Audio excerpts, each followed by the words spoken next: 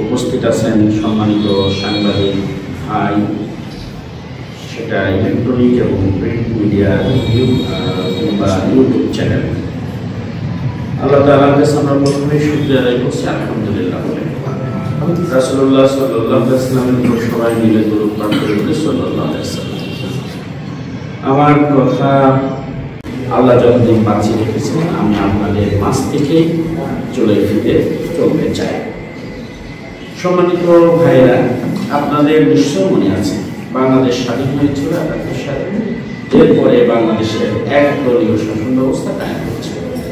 সেই সময় সাংবাদিকদের সকল সংবাদপত্র বন্ধ করে ৪টি পত্রিকা রেখে দেওয়া হয়েছিল।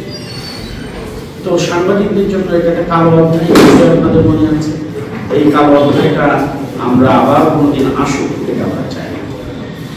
আবার সাংবাদিক সাগররণী দম্পতি হত্যা হয়েছে, তার কোনো বিচার নেই, এরকম বিচারহীনতার হত্যা হোক এটা আমরা চাই। আবার প্রেস ক্লাব সেক্রেটারি লাল সাহেব বোমের আঘাতে নিহত হয়েছিলেন, এরকম কোনো বোমা মেরে কোনো সাংবাদিককে মারা হোক এটা আমরা চাই।